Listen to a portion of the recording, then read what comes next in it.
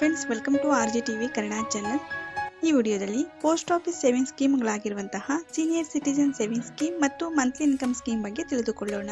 ಇವೆರಡು ಸ್ಕೀಮಲ್ಲಿ ಈಗ rate of interest ಯಾವ ಸ್ಕೀಮಲ್ಲಿ ಹೈಯೆಸ್ಟ್ ಇದೆ, ನಾವು ಯಾವ ಸ್ಕೀಮಲ್ಲಿ ಡೆಪಾಸಿಟ್ ಮಾಡಿದ್ರೆ ನಮ್ಗೆ ಹೈಯೆಸ್ಟ್ ರಿಟರ್ನ್ಸ್ ಬರುತ್ತೆ, ಮತ್ತು ಇವೆರಡು ಸ್ಕೀಮಲ್ಲಿ ಅಕೌಂಟ್ ಓಪನ್ ಮಾಡೋದಕ್ಕೆ ಏನೇನು ಡಾಕ್ಯುಮೆಂಟ್ಸ್ ಬೇಕಾಗುತ್ತೆ, ನಾವು ಎಲ್ಲ ಅಕೌಂಟ್ ಓಪನ್ ಮಾಡಬೇಕು ಮತ್ತು ಯಾರೆಲ್ಲ ಈ ಸ್ಕೀಮಲ್ಲಿ ಅಕೌಂಟ್ ಓಪನ್ ಮಾಡ್ಕೊಳ್ಬಹುದು, ಈ ಎಲ್ಲ ಪಾಯಿಂಟ್ಸ್ ಬಗ್ಗೆ ಡೀಟೇಲ್ ಆಗಿ ವಿಡಿಯೋದಲ್ಲಿ ಈಗ ತಿಳಿದುಕೊಳ್ಳೋಣ.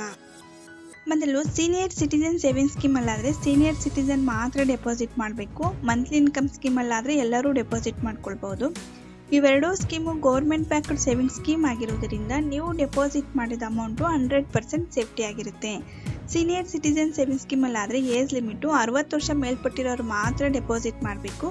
ಅಥವಾ ವ್ಯಾಲಂಟರಿ ಆಗಿ ರಿಟೈರ್ಮೆಂಟ್ ತೊಗೊಂಡಿರ್ತಾರಲ್ವ, ಅವರ ಏಜು 50ರಿಂದ 60 ವರ್ಷ ಮೇಲ್ಪಟ್ಟಿದ್ರೆ ಅವರು ಕೂಡ ಈ ಸ್ಕೀಮಲ್ಲಿ ಡೆಪಾಸಿಟ್ ಮಾಡ್ಕೊಳ್ಬಹುದು. ಮಂತ್ಲಿ ಇನ್ಕಮ್ ಸ್ಕೀಮ್ ಅಲ್ಲಾದರೆ ನೋ ಏಜ್ ಲಿಮಿಟ್, ಯಾರು ಬೇಕಾದರೂ ಈ ಸ್ಕೀಮಲ್ಲಿ ಡೆಪಾಸಿಟ್ ಮಾಡ್ಕೊಳ್ಬಹುದು. ಅಂದರೆ ಚಿಕ್ಕ ಮಕ್ಳು ಇರ್ತಾರಲ್ವ, ಅವ್ರ ಹೆಸರಲ್ಲೂ ಕೂಡ ನೀವು ಅಮೌಂಟ್ನ ಡೆಪಾಸಿಟ್ ಮಾಡಿ ಆ ಅಕೌಂಟ್ನ ಅವ್ರ ಪೇರೆಂಟ್ಸ್ ಆಪರೇಟ್ ಮಾಡಬಹುದು. ಸೀನಿಯರ್ ಸಿಟಿಜನ್ ಸೇವಿಂಗ್ ಸ್ಕೀಮಲ್ಲಿ ಈಗ ಇಂಟ್ರೆಸ್ಟ್ ರೇಟು 7.4% ಇದೆ. ಮಂತ್ಲಿ ಇನ್ಕಮ್ ಸ್ಕೀಮಲ್ಲಿ 6.6% ಇದೆ. ಸೀನಿಯರ್ ಸಿಟಿಜನ್ ಸ್ಕೀಮಲ್ಲಾದರೆ ಮಿನಿಮಮ್ ನಾವು 1000 ರೂಪಾಯಿ ಡೆಪಾಸಿಟ್ ಮಾಡಬೇಕಾಗುತ್ತೆ. ಮ್ಯಾಕ್ಸಿಮಮ್ ಆದರೆ 15 ಲಕ್ಷ ರೂಪಾಯಿ ಮಾತ್ರ ಡೆಪಾಸಿಟ್ ಮಾಡಬೇಕು. ಮಂತ್ಲಿ ಇನ್ಕಮ್ ಸ್ಕೀಮಲ್ಲಾದರೆ ಮಿನಿಮಮ್ ನಾವು 1500 ರೂಪಾಯಿ ಇನ್ವೆಸ್ಟ್ಮೆಂಟ್ ಮಾಡಬೇಕು. ಮ್ಯಾಕ್ಸಿಮಮ್ ಆದರೆ ಸಿಂಗಲ್ ಅಕೌಂಟ್ಗೆ 4,50,000 ರೂಪಾಯಿ ಡೆಪಾಸಿಟ್ ಮಾಡಬೇಕು. ಜಾಯಿಂಟ್ ಅಕೌಂಟ್ಗಾದರೂ 9 ಲಕ್ಷ ರೂಪಾಯಿ ಡೆಪಾಸಿಟ್ ಮಾಡಬೇಕು. ಇವೆರಡೂ ಸ್ಕೀಮಲ್ಲೂ ಕೂಡ ನೀವು ಒನ್ ಟೈಮ್ ಮಾತ್ರ ಡೆಪಾಸಿಟ್ ಮಾಡಬೇಕು. ಸೀನಿಯರ್ ಸಿಟಿಜನ್ ಸೇವಿಂಗ್ ಸ್ಕೀಮಲ್ಲಾದರೆ ಇಂಟ್ರೆಸ್ಟ್ ಅಮೌಂಟ್ನ 3 ತಿಂಗಳಿಗೊಂದ್ಸಲಿ ನಿಮಗೆ ಪೋಸ್ಟ್ ಆಫೀಸಲ್ಲಿ ಸೇವಿಂಗ್ ಅಕೌಂಟ್ ಇರುತ್ತಲ್ವ, ನಿಮ್ಮ ಸೇವಿಂಗ್ ಅಕೌಂಟ್ಗೆ ಟ್ರಾನ್ಸ್ಫರ್ ಮಾಡ್ತಾರೆ. ಮಂತ್ಲಿ ಇನ್ಕಮ್ ಸ್ಕೀಮಲ್ಲಾದರೆ ಪ್ರತಿ ತಿಂಗಳು ಇಂಟ್ರೆಸ್ಟ್ ಅಮೌಂಟ್ನ ನಿಮಗೆ ಸೇವಿಂಗ್ ಅಕೌಂಟ್ ಇರುತ್ತಲ್ವ, ಆ ಅಕೌಂಟ್ಗೆ ಟ್ರಾನ್ಸ್ಫರ್ ಮಾಡ್ತಾರೆ. ಇವೆರಡೂ ಸ್ಕೀಮ್ನ ಮೆಚುರಿಟಿ ಪೀರಿಯಡು 5 ವರ್ಷ ಇರುತ್ತೆ. ನೀವು ಬೇಕಂದರೆ 3 ವರ್ಷ ಎಕ್ಸ್ಟೆಂಡ್ ಮಾಡ್ಕೊಬಹುದು. ಮತ್ತು ನೀವು ಇವೆರಡೂ ಸ್ಕೀಮಲ್ಲಿ 1 ಲಕ್ಷ ರೂಪಾಯಿ ಡೆಪಾಸಿಟ್ ಮಾಡುವುದಾದರೆ ಕ್ಯಾಶ್ ಮೂಲಕ ಡೆಪಾಸಿಟ್ ಮಾಡಬಹುದು. ಅಥವಾ 1 ಲಕ್ಷಕ್ಕಿಂತ ಹೆಚ್ಚಾಗಿ ಡೆಪಾಸಿಟ್ ಮಾಡುವುದಾದರೆ ಚೆಕ್ ಮೂಲಕ ಡೆಪಾಸಿಟ್ ಮಾಡಬೇಕಾಗುತ್ತೆ. ಸೀನಿಯರ್ ಸಿಟಿಜನ್ ಸೇವಿಂಗ್ ಸ್ಕೀಮಲ್ಲಿ ಪ್ರೀಮೆಚೂರ್ ಕ್ಲೋಸರ್ ಯಾವ ಥರ ಇರುತ್ತೆ ಅಂದರೆ, ಈ ಸ್ಕೀಮ್ನ ಮೆಚುರಿಟಿ ಪೀರಿಯಡ್ 5 ವರ್ಷ ಇರುತ್ತಲ್ವ, ನೀವು ಡೆಪಾಸಿಟ್ ಮಾಡಿ ಆಫ್ಟರ್ 1 ಇಯರ್ ಆದಮೇಲೆ ಏನಾದರೂ ಅಮೌಂಟ್ನ ವಿಡ್ರಾ ಮಾಡ್ಕೊಳ್ಳೋದಾದರೆ 1.5% ಪೆನಾಲ್ಟಿ ಚಾರ್ಜ್ ಮಾಡ್ತಾರೆ. ಆಫ್ಟರ್ 2 ಇಯರ್ಸ್ ಆದಮೇಲೆ ಏನಾದರೂ ನೀವು ವಿಡ್ರಾ ಮಾಡ್ಕೊಳ್ಳೋದಾದರೆ 1% ಪೆನಾಲ್ಟಿ ಚಾರ್ಜ್ ಮಾಡ್ತಾರೆ. ಮೆಚುರಿಟಿ ಪೀರಿಯಡ್ ಕಂಪ್ಲೀಟ್ ಆದಮೇಲೆ ನೀವೇನು ಡೆಪಾಸಿಟ್ ಮಾಡಿರ್ತೀರಲ್ವ, ಆ ಅಮೌಂಟು ಪ್ಲಸ್ ಅದಕ್ಕೆ ಲಾಸ್ಟ್ ಏನು ಇಂಟ್ರೆಸ್ಟ್ ಅಮೌಂಟ್ ಬರುತ್ತಲ್ವ ಅದನ್ನು ಸೇರಿಸ್ಬಿಟ್ಟು ನಿಮ್ಗೆ ವಾಪಸ್ ಕೊಡ್ತಾರೆ ಮತ್ತು ಅಕೌಂಟ್ನ ಕ್ಲೋಸ್ ಮಾಡ್ತಾರೆ. ಮಂತ್ಲಿ ಇನ್ಕಮ್ ಸ್ಕೀಮಲ್ಲೂ ಕೂಡ 5 ವರ್ಷ ಮೆಚುರಿಟಿ ಪೀರಿಯಡ್ ಇರುತ್ತಲ್ವ, ನೀವು 5 ವರ್ಷಕ್ಕಿಂತ ಮುಂಚೆ ಏನಾದರೂ ವಿಡ್ರಾ ಮಾಡ್ಕೊಳ್ಳೋದಾದರೆ ಇಲ್ಲೂ ಕೂಡ ನಿಮಗೆ ಪೆನಾಲ್ಟಿ ಸ್ವಲ್ಪ ಚಾರ್ಜ್ ಮಾಡ್ತಾರೆ. 1 ಇಯರ್ ಟು 3 ಇಯರ್ಸ್ ಒಳಗಡೆ ನೀವೇನಾದರೂ ವಿಡ್ರಾ ಮಾಡ್ಕೊಂಡ್ರೆ 2% ಪೆನಾಲ್ಟಿ ಚಾರ್ಜ್ ಮಾಡ್ತಾರೆ. ಅಥವಾ 3 ಇಯರ್ಸ್ ಟು 5 ಇಯರ್ಸ್ ಒಳಗೆ ನೀವೇನಾದರೂ ವಿಡ್ರಾ ಮಾಡ್ಕೊಂಡ್ರೆ ನಿಮಗೆ 1% ಪೆನಾಲ್ಟಿ ಚಾರ್ಜ್ ಮಾಡ್ತಾರೆ. 5 ವರ್ಷ ಕಂಪ್ಲೀಟ್ ಆದಮೇಲೆ ನೀವು ಡೆಪಾಸಿಟ್ ಮಾಡಿದ ಅಮೌಂಟು ಪ್ಲಸ್ ಅದಕ್ಕೆ ಲಾಸ್ಟ್ ಮಂತ್ ಏನು ಇಂಟ್ರೆಸ್ಟ್ ಅಮೌಂಟ್ ಬರುತ್ತಲ್ವ ಅದನ್ನು ಸೇರಿಸ್ಬಿಟ್ಟು ನಿಮಗೆ ವಾಪಸ್ ಮಾಡ್ತಾರೆ ಮತ್ತು ನಿಮ್ಮ ಮಂತ್ಲಿ ಇನ್ಕಮ್ ಸ್ಕೀಮ್ ಅಕೌಂಟ್ನ ಕ್ಯಾನ್ಸಲ್ ಮಾಡ್ತಾರೆ.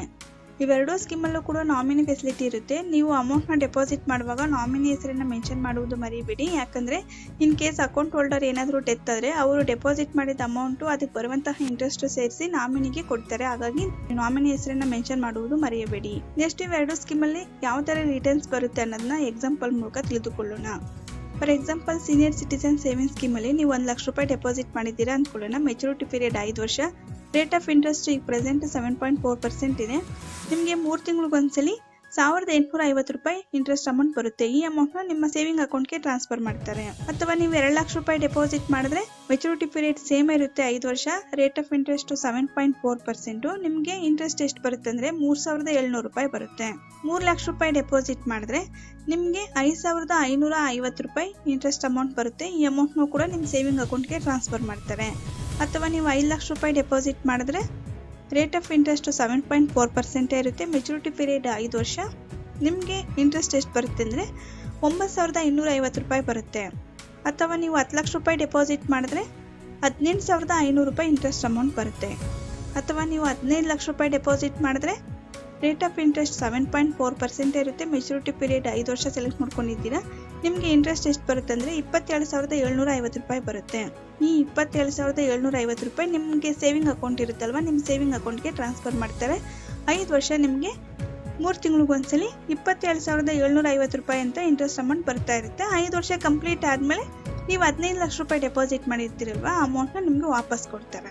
ಈ ತರ ಸೀನಿಯರ್ ಸಿಟಿಜನ್ ಸೇವಿಂಗ್ ಸ್ಕೀಮ್ ಅಲ್ಲಿ ರಿಟರ್ನ್ಸ್ ಬರುತ್ತೆ. ಈಗ ಮಂತ್ಲಿ ಇನ್ಕಮ್ ಸ್ಕೀಮ್ ಅಲ್ಲಿ ಯಾವ ತರ ರಿಟರ್ನ್ಸ್ ಬರುತ್ತೆ ಅಂತ ನೋಡೋಣ. ಸಪೋಸ್ ನಾವು 1 ಲಕ್ಷ ರೂಪಾಯಿನ ಇನ್ವೆಸ್ಟ್ಮೆಂಟ್ ಮಾಡಿದ್ದೀವಿ.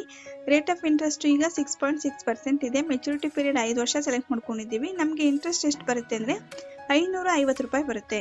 ಈ 550 ರೂಪಾಯಿ ನಿಮ್ಮ ಸೇವಿಂಗ್ ಅಕೌಂಟ್ಗೆ ಟ್ರಾನ್ಸ್ಫರ್ ಮಾಡ್ತಾರೆ ಪ್ರತಿ ತಿಂಗಳು. ಇದು ಸಿಂಗಲ್ ಅಕೌಂಟಿಗೆ. ಅಥವಾ ನಾವು 2 ಲಕ್ಷ ರೂಪಾಯಿ ಡೆಪಾಸಿಟ್ ಮಾಡಿದ್ರೆ ರೇಟ್ ಆಫ್ ಇಂಟ್ರೆಸ್ಟ್ 6.6 ಇರುತ್ತೆ. 5 ಇಯರ್ಸ್ ಮೆಚುರಿಟಿ ಪೀರಿಯಡ್ ಸೆಲೆಕ್ಟ್ ಮಾಡ್ಕೊಂಡಿದ್ದೀವಿ. ನಮಗೆ ಮಂತ್ಲಿ ಇಂಟ್ರೆಸ್ಟ್ ಎಷ್ಟು ಬರುತ್ತೆ ಅಂದರೆ 1100 ರೂಪಾಯಿ ಬರುತ್ತೆ. ಇದು ಸಿಂಗಲ್ ಅಕೌಂಟ್ಗೆ. ಈ 1100 ರೂಪಾಯಿ ಕೂಡ ಪ್ರತಿ ತಿಂಗಳು ಸೇವಿಂಗ್ ಅಕೌಂಟ್ಗೆ ಟ್ರಾನ್ಸ್ಫರ್ ಮಾಡ್ತಾರೆ. ಅಥವಾ 4,50,000 ರೂಪಾಯಿ ಡೆಪಾಸಿಟ್ ಮಾಡಿದ್ರೆ ನಮಗೆ 2,475 ರೂಪಾಯಿ ಪ್ರತಿ ತಿಂಗಳು ಇಂಟ್ರೆಸ್ಟ್ ಬರುತ್ತೆ. ನಾವು 9 ಲಕ್ಷ ರೂಪಾಯಿ ಡೆಪಾಸಿಟ್ ಮಾಡಿದ್ರೆ ರೇಟ್ ಆಫ್ ಇಂಟ್ರೆಸ್ಟ್ 6.6% ಇದೆ. ಮೆಚುರಿಟಿ ಪೀರಿಯಡ್ 5 ವರ್ಷ ಸೆಲೆಕ್ಟ್ ಮಾಡ್ಕೊಂಡಿದ್ದೀವಿ. ನಮಗೆ ಪ್ರತಿ ತಿಂಗಳು 4,950 ರೂಪಾಯಿ ಬರುತ್ತೆ. ಈ 4,950 ರೂಪಾಯಿನ ನಿಮಗೆ ಸೇವಿಂಗ್ ಅಕೌಂಟ್ ಇರುತ್ತಲ್ವ, ನಿಮ್ಮ ಸೇವಿಂಗ್ ಅಕೌಂಟ್ಗೆ ಟ್ರಾನ್ಸ್ಫರ್ ಮಾಡ್ತಾರೆ. ಇದು ಜಾಯಿಂಟ್ ಅಕೌಂಟಿಗೆ. ಅಥವಾ 18 ಲಕ್ಷ ರೂಪಾಯಿ ಡೆಪಾಸಿಟ್ ಮಾಡಿದ್ರೆ ನಿಮಗೆ ಪ್ರತಿ ತಿಂಗಳು 9,900 ರೂಪಾಯಿ ಇಂಟ್ರೆಸ್ಟ್ ಅಮೌಂಟ್ ಬರುತ್ತೆ. ಈ ಅಮೌಂಟ್ನು ಕೂಡ ನಿಮ್ಮ ಸೇವಿಂಗ್ ಅಕೌಂಟ್ಗೆ ಟ್ರಾನ್ಸ್ಫರ್ ಮಾಡ್ತಾ ಇರ್ತಾರೆ.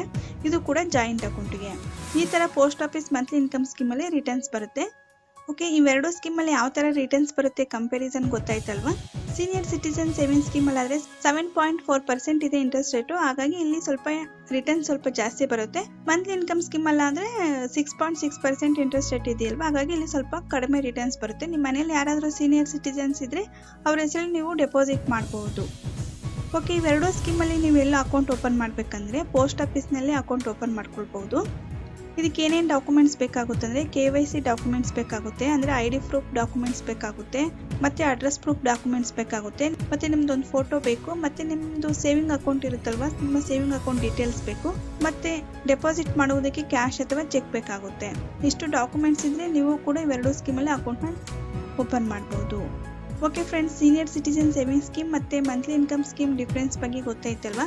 ನಿಮ್ಗೆ ಏನಾದರೂ ಡೌಟ್ಸ್ ಇದ್ದರೂ ಕೂಡ ಕಮೆಂಟ್ ಬಾಕ್ಸಲ್ಲಿ ಕಮೆಂಟ್ ಮಾಡಿ, ನಾನು ರಿಪ್ಲೈ ಮಾಡ್ತೀನಿ. ಈ ಮಾಹಿತಿ ನಿಮ್ಗೆ ಇಷ್ಟವಾಗಿದ್ರೆ ಲೈಕ್ ಮಾಡಿ, ಶೇರ್ ಮಾಡಿ. ಇನ್ನು ಹೆಚ್ಚಿನ ಮಾಹಿತಿಗಾಗಿ ನಮ್ಮ ಚಾನಲ್ಗೆ ಸಬ್ಸ್ಕ್ರೈಬ್ ಆಗಿ. Thanks for watching.